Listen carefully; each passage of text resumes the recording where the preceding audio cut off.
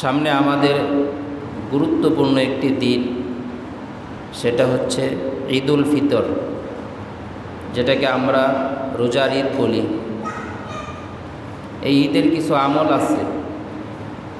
এই আমলগুলো আমরা যদি করি তাহলে ঈদ পালন করেও আমরা সওয়াব পাব, ঈদের দিনও আমরা নেকি পাব। ঈদের পূর্বে সর্বপ্রথম যেই আমল, আমি যে ঈদ করব কিসের উপর নির্ভর করে? কারো ঘোষণার উপর নির্ভর করে, কারো সংবাদের উপর নির্ভর করে, না চাঁদ দেখার উপরে নির্ভর করে? কিসের উপর নির্ভর করে? চাঁদ দেখার উপর নির্ভর করে আমরা ঈদ করব। সহিহ বুখারী শরীফের হাদিস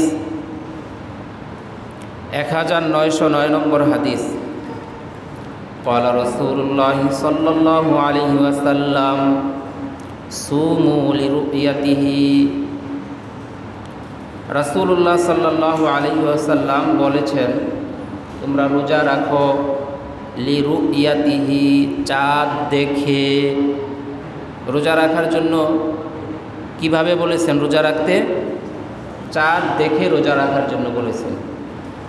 ওয়া আফতিরু লিরুইয়াতিহি, এবং রোজা ছাড়ো অর্থাৎ ঈদ করো চাঁদ দেখে। চাঁদ দেখে রোজা রাখো, চাঁদ দেখে ঈদ করো।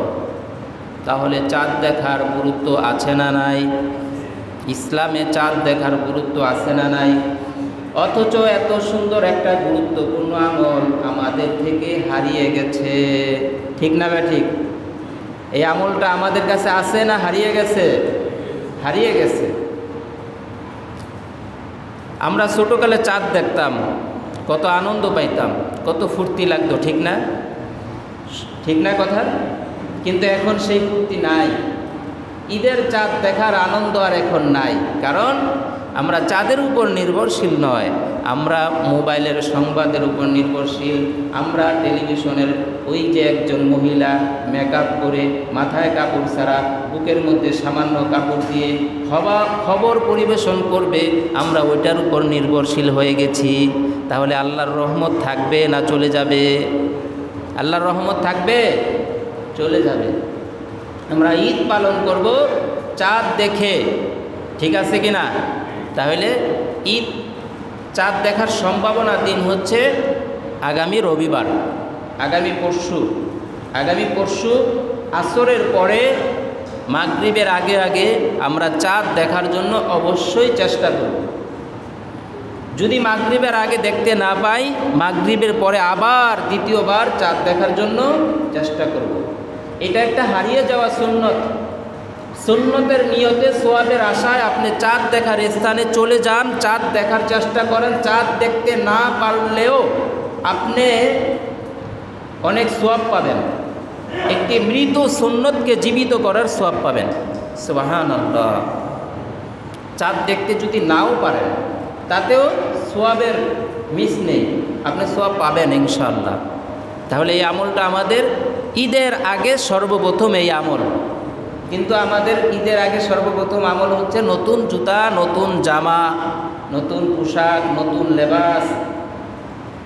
আজকে মার্কেটগুলোর মধ্যে যাওয়ার মতো চিন্তাভাবনা মাথায় আনার সম্ভব হয় না। কারণ আপনার আমার মা বোনেরা মার্কেটে যে পরিবেশ করে রাখছে, ওইখানে গেলে রমজানে যা কামাইছি সব ফুটা হয়ে বের হয়ে যাবে।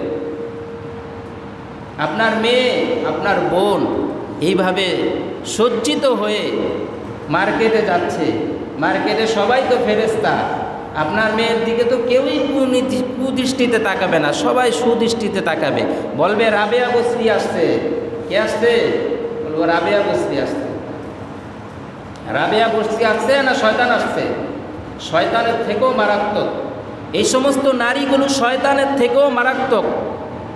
আল্লাহ শয়তানের চক্রান্তকে দুর্বল বলেছেন, নারীর চক্রান্তকে ভয়ঙ্কর বলেছেন। ইন্না শাইতানা কানা দাঈফা, নিশ্চয় শয়তানের চক্রান্ত খুবই দুর্বল। আপনি শুধু বলবেন লা হাওলা ওয়ালা কুওয়াতা ইল্লা বিল্লাহ, দেখবেন মনের ভিতরে অন্য চিন্তা ভাবনা চলে আসবে, ভালো চিন্তা ভাবনা চলে আসবে। আর শয়তানকে দেখাও যায় না, ও কোথা থেকে কোথায় চলে গেছে। কিন্তু ইন্না কাইদা কুন্না আজিম, নারীদের চক্রান্ত হচ্ছে বড় ভয়ঙ্কর, মহা ভয়ঙ্কর চক্রান্ত। ইন্না কাইদা কুন্না আজিম।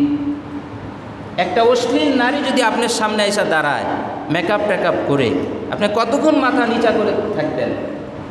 আবার মাথা নিচা করে থাকলেও উনি আবার মন খারাপ করে কিনা, উনি আবার মাইন্ডে নেয় কিনা, অসুবিধা না? কোনো কিছু কিনতে গেল, দোকানের মধ্যে বসা মহিলা একটা কিছু দিতে যাবেন ব্যাংকে, অফিসে, আরে কুরিয়ান সার্ভিসে একটা কিছু আপনি আপনার বোনের জন্য, আপনার মায়ের জন্য পাঠাবেন, সেখানেও মহিলা বসা, তার দিকে না তাকাইলেও সে আবার মাইন্ড করে। তুই মাইন্ড কর আর যাই কর, তোর দিকে তাকানো হারাম। আল্লাহ আমাদেরকে বুঝার তৌফিক দান করুক। তাহলে ঈদের আগে সর্বপ্রথম সুন্নাহ কি? ঈদের আগে সর্বপ্রথম সুন্নাহ কি? চাঁদ দেখা। আল্লাহ আমাদেরকে এই গুরুত্বপূর্ণ আমলটা করার তৌফিক দান করুক।